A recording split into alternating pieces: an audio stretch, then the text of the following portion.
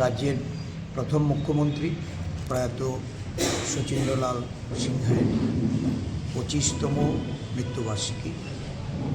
এই উপলক্ষে ত্রিপুরা প্রদেশ কংগ্রেসের সেবা দলের উদ্যোগে আমাদের এই দিনটি যথাযোগ্য মর্যাদায় উদযাপন করার লক্ষ্যে আমাদের যে কর্মসূচি, প্রথমেই ওনার প্রতিকৃতিতে পুষ্পার্ঘ্য অর্পণ করে 1 মিনিট নীরবতা পালনের মধ্য দিয়ে আমাদের এই কর্মসূচি আমরা শুরু করি। এরপরে এক আলোচনার সভায় আমরা ওনার জীবন দর্শন নিয়ে এখানে বিভিন্ন প্রদেশ নেতৃত্ব এরা বক্তব্য রাখবেন।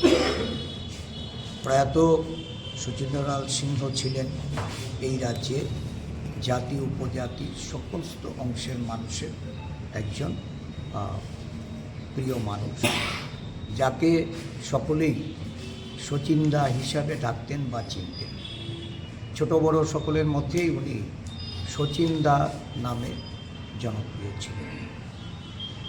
আমাদের রাজ্যে মুখ্যমন্ত্রী হিসাবে এই রাজ্যে কৃষি, শিক্ষা, স্বাস্থ্য, যোগাযোগ ব্যবস্থা সহ মানুষের কর্মসংস্থানের উন্নয়নে যে অনবদ্য ভূমিকা উনি পালন করে গেছেন, আজও এই রাজ্যের মানুষের মধ্যে ওনার প্রাসঙ্গিকতা এটা আমরা অনুভব করি।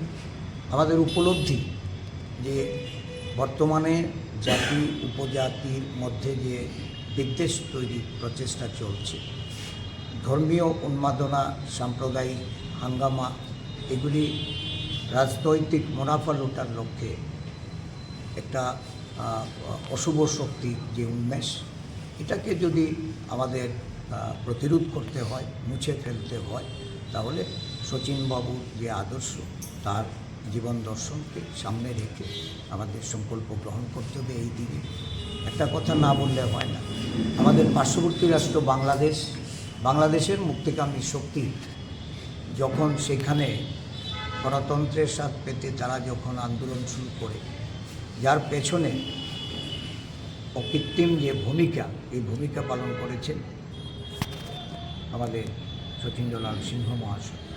এবং বাংলাদেশের মুক্তিযুদ্ধে উনি যেভাবে এই পার্বতী রাজ্য, ছোট্ট ত্রিপুরা রাজ্য থেকে উনি যে সহায়তা প্রদান করেছেন, বা বাংলাদেশের মানুষকে যেভাবে এই রাজ্যে উনি রিফিউজি রূপে তাদেরকে এইখানে জায়গা দিয়ে তাদের সেবা যত্ন করে মুক্তিকামী মানুষকে বাংলাদেশ গঠনে তাদের যে সহায়তা করেছেন, এটা বাংলাদেশের মানুষও আজ স্মরণ করে। তো এই ধরনের ব্যক্তিত্ব, এটা আমাদের সকলের আমরা অনুসরণীয়। আমরা আগামী দিনগুলিতে ওনার এই ওনার যে ভূমিকা রাজ্যের জন্য, দেশের জন্য, এই ভূমিকাকে আমরা জনসম্মুখে তুলে ধরে জাতি উপজাতি যে ঐক্য, এই ঐক্য বজায় রাখার আমরা আহ্বান রাখছি। উনিই একমাত্র